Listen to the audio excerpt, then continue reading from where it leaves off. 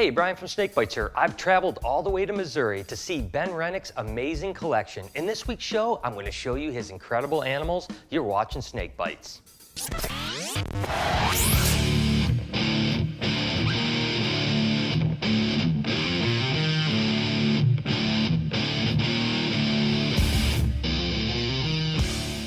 All right, guys, Ben keeps a whole lot of really cool animals, but one of the things I think that's really awesome I'm about to show you guys is the fact that he keeps some anacondas. Now, there's not that many people around that keep anacondas anymore, and what's really cool is he has this gem here. Oh, she's a little bit dicey, so I have to be careful, or she will come out and get me. I try to get her on the ground without getting bit here, guys. Ah, here she is. Look at that animal right there.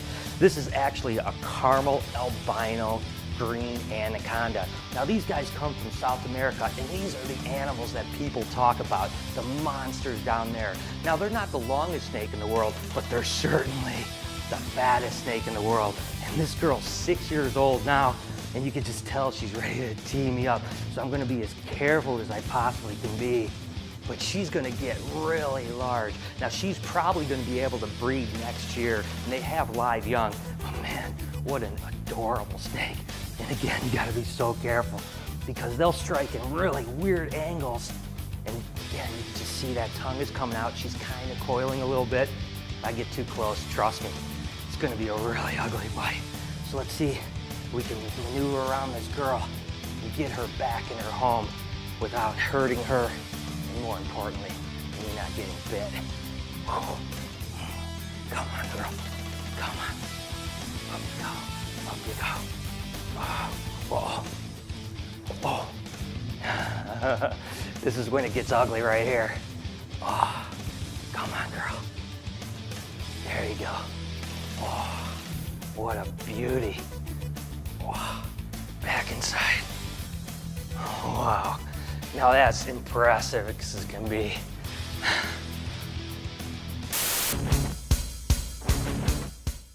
What length was the largest anaconda ever officially recorded at? A, 22 feet, B, 27 feet, or C, 17 feet? Go ahead and comment down below and check back later in the show to see if you have the correct answer.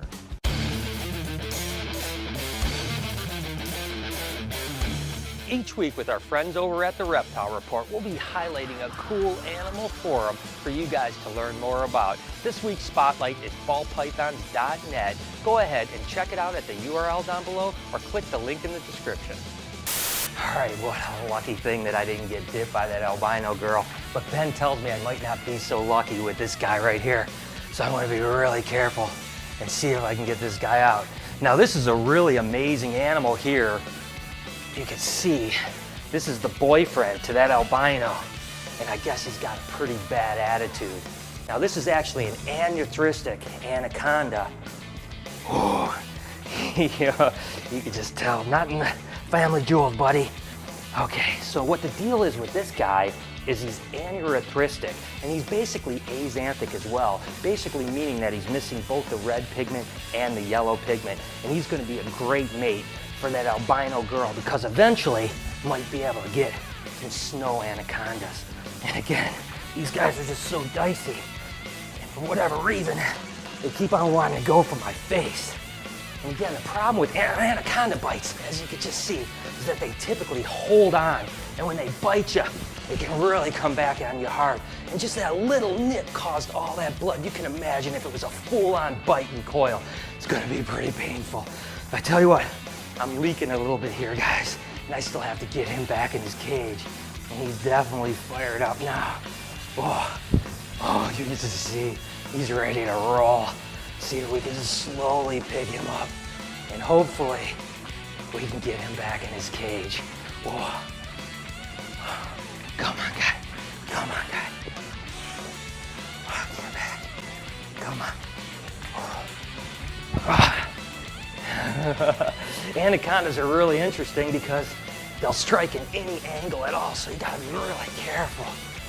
Now we're gonna slowly get him back. Ooh, he's coiling me now, which means I might be in trouble. Fortunately, he's letting go. Guys, I tell you what, that little nip really caused quite a bit of damage. But I tell you what, That's an amazing animal right there. Sticking with anacondas, but moving on to the smaller cousin of the green anacondas are the yellow anacondas. Now these guys don't get nearly as big, maybe about 10 foot, but they still get pretty heavy body. Now this happens to be a kind of special yellow anaconda too. As you can see with his mouth opening right now, has the same attitude as some of the other yellow anacondas that I've seen. Now this guy is special because it's what they call a patternless anaconda. And it's a recessive mutation, and I have to be really careful because this guy is acting like he wants to take a pop at me again. And I've already been bit once today. We'll see if I can avoid it. Now the deal is that a zoo over in Europe actually bred two normal anacondas together, and they popped out these patternless babies. And again, it's a recessive mutation. It's very similar to the green Burmese mutation, and so when you breed two of these guys together, you're gonna get more patternless yellows. What a beautiful animal, huh? And so far, I've been pretty lucky to not get bit. But again, anacondas are really unpredictable. So even from this angle right here, he can definitely get me. Gotta get him back in his cage if I can. Let's see what I can get. Whew. Oh, man, this is gonna be a close call here. Whew. Come on. Now that's a fun time. Love those anacondas.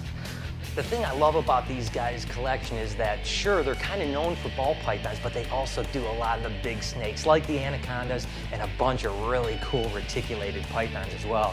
This happens to be a really cool animal here. This is an albino sun tiger het titanium or citron. Just look at how this thing glows. I tell you what, retics are amazing animals. When you start putting genetics like this behind them, holy cow, that thing is like fluorescent. It's just popping so much. What a cool snake.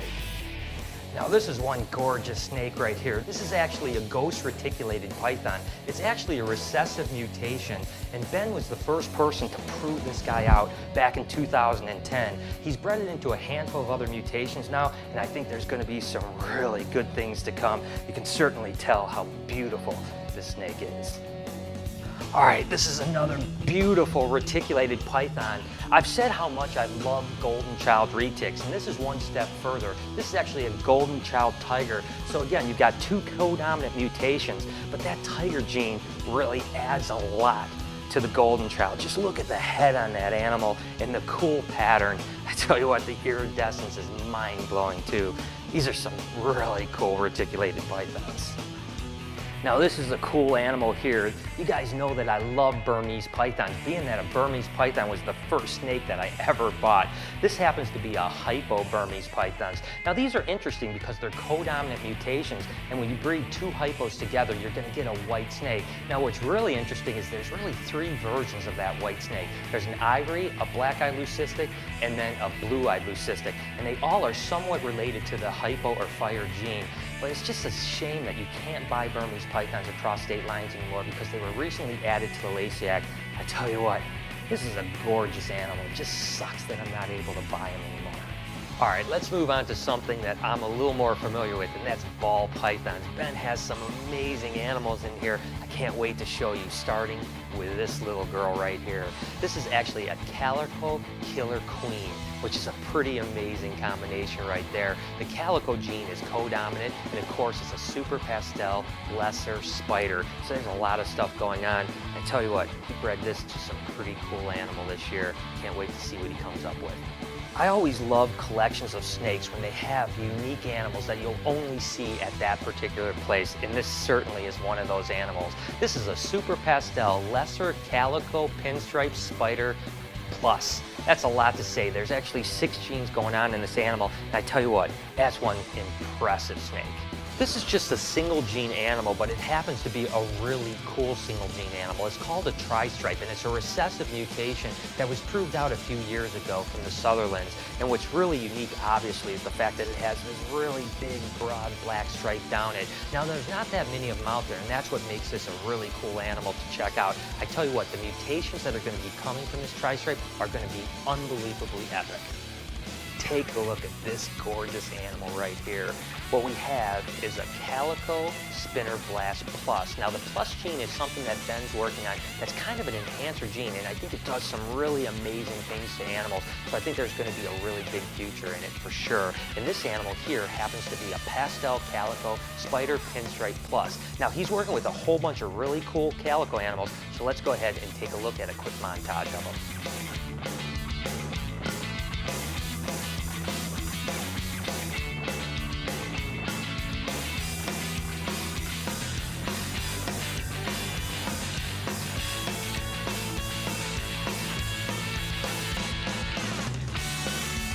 Moving on to champagne stuff. Now champagnes are interesting because they're a codominant mutation, and when we brought in our first champagnes, we never would have expected them to be a codominant mutation, which basically just means when you breed a champagne to a normal or other mutations, about half the babies come out champagne first generation.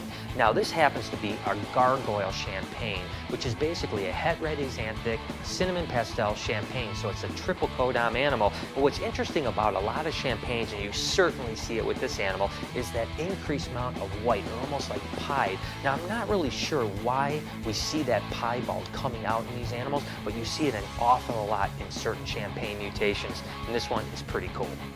Now this is a really cool champagne animal here, and to be honest with you, we're not exactly sure what it is. It was actually a het red axanthic champagne bred to a Calico lemon blast, so there could be all kinds of genes going on in here, and that's one of the things that's interesting about champagnes, is sometimes they kind of mask a whole bunch of stuff. So this animal could actually be a lemon blast het red champagne, and you can see it has that really cool two-face thing going on that I've really never seen before, and of course that big pied patch. Again, champagnes are cool. Here's a montage of some of the cool ones he's working with.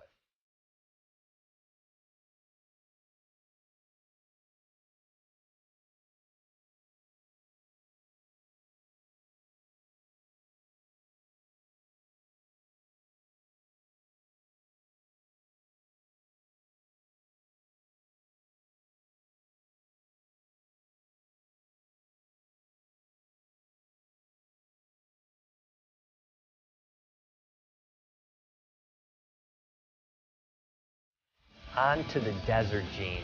Now deserts are kind of an interesting animal in the fact that they're a codominant mutation, but unfortunately a lot of people, myself included, feel that the females won't produce viable eggs. There's never been an actual viable clutch that's proven that happens to be a desert. There's a lot of controversy about this, and I don't want to get into it whatsoever, but the fact is that the males are really still viable. It's still really incredible. The females are more or less just really pets as far as I'm concerned. This happens to be a desert spinner with a possible entry gene in it. And again, that desert gene really cleans things up and kind of reduces things as well. You can see how reduced this pattern is and just uber clean it is.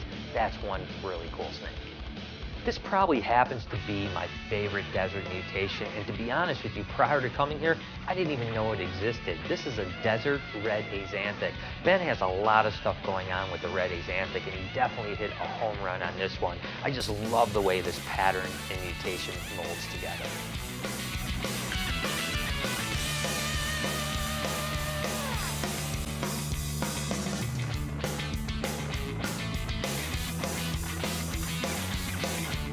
Now this happens to be a gorgeous animal. This is a spot-nosed clown, and it's the only one in existence. And I want to highlight some spot-nosed projects. Now spot-nose happens to be a codominant mutation with the superform being called the Powerball. But I tell you what, the spot-nose and the clown mixed together, that's one cool snake. This guy is really cool. This is a pastel lesser spot nose plus. So there's a bunch of genes going on, but that spot nose interacting with all those other genes just make a really busy pattern. It's got the really cool flames coming up the sides. It's definitely a little feisty bugger too, huh?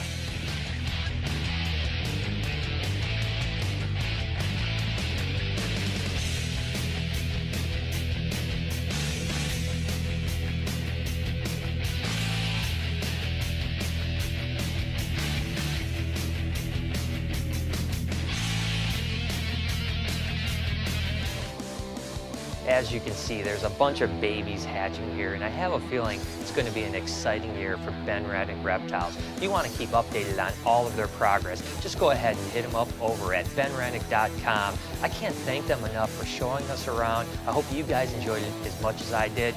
I tell you what, it's time to get back to my collection. What length was the largest anaconda ever officially recorded at? If you said C, 17 feet, you're 100% correct. Good job. Alright guys, this week you got to see Brian wrangle some big anacondas and retics and do some pretty daring stuff that a lot of people wouldn't even touch. I want to hear your daring stories. What have you done that was really daring? Leave a comment below and let us know. So there it is. I hope you guys enjoyed the show. What an amazing collection of animals. And as always, I was Facebook and tweeting pictures along the way. So if you ever want to follow any of my animal adventures, make sure to hit me up over on Facebook and Twitter at SnakeBytesTV. Until next week, you've been watching Snake Bites.